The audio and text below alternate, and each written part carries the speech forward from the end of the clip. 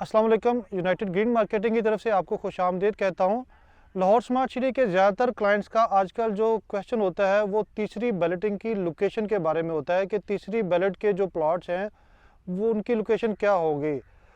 ये बड़ा interesting question है और चूँकि ये बहुत ज़्यादा जो है ना वो सवाल किया जा रहा है, तो मैंने सोचा कि आपको एक ब्रॉड प्रिंसिपल्स जो है ना वो बता दूँ, ताकि आपको इसकी लोकेशन का जो है ना वो अंदाज़ा या उसको डिटर्मिन करने में आसानी हो सके। नाज़रीन, जब ये लाहौर स्मार्ट सिटी की पहली बैलेट हुई थी इसका जो मैप रिवील हुआ था तो इसको बड़ा अप्रिशिएट किया गया था, क्योंकि इसमें रोड नेटवर्क बहुत अच्छा था। स्ट्रीट साइज़ तो वैसे ही 40 फीट वाइड था, लेकिन इसमें बड़े बुलेवार्ड 312 फीट का सेंट्रल बुलेवार्ड, 225 फुट का जो है ना कमर्शियल एवेन्यू, 173 फीट का जो एग्जेक्टिव एवेन्यू, फिर 100 फीट वाइड जो है ना वो रिंग रोड, और 7 रोड R1, R2, R3 जो कि 60 फीट वाइड थे। और सारे क्लाइंट्स ने जिनकी जो है ना ख़ास तौर पे फर्स्ट बैलेटिंग में जिनको प्लॉट एलोकेशन हुई थी वो बड़े उन्होंने इसको बड़ा सराहा था कि कनेक्टिविटी बहुत अच्छी है। प्लॉट आपका जहाँ भी हो, जिस सेक्टर में भी हो, जिस ब्लॉक में भी हो, आप विद इन 5 मिनट वन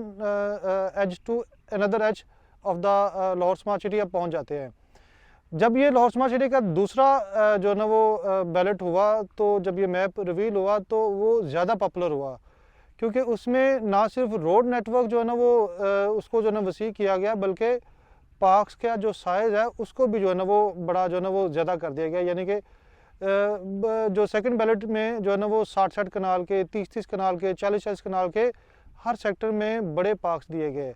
और साथ ही जो है ना वो रोड नेटवर्क का जो दायरा कार था उसको वसी करके एक बड़ा रोड जो है ना वो बाउंड्री रोड के नाम से वो इंट्रोड्यूस करवा दिया गया। और कमर्शियल एवेन्यू के लिए उन्होंने जो है ना वो कॉलेज रोड जो है ना वो इंट्रोड्यूस करवा दिया। तो दूसरी बैलेट जो है ना वो ज़्यादा पॉपुलर हुई। अब ज़्यादातर लोगों का क्वेश्चन ये है कि अब जो तीसरी बैलेट है उसकी लोकेशन क्या इससे अट्रैक्टिव होगी या इससे जो है ना वो हल्की होगी।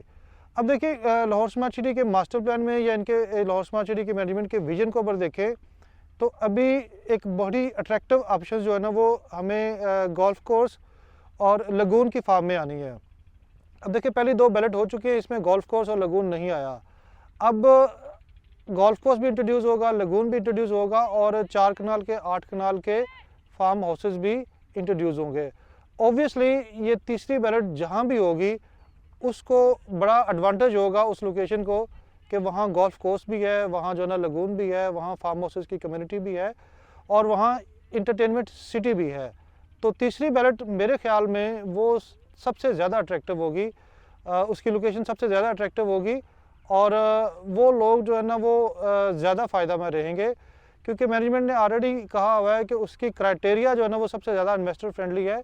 और लोकेशंस के बारे में हम ये कह सकते हैं कि वो तो एग्जैक्टली तो वो तब पता चलेगी जब ये मैप रिवील होगा, लेकिन जो अम्यूनिटीज़ और जो फीचर्स हैं मेरे ख्याल में वो तीसरी बैलेट में सबसे अच्छे होंगे। और जो प्लॉट तीसरी बैलेट में आएंगे उनकी लोकेशंस या उनकी जो पॉपुलैरिटी है या उस एरिया की जो वर्थ है मेरे ख्याल में वो सबसे ज़्यादा होगी।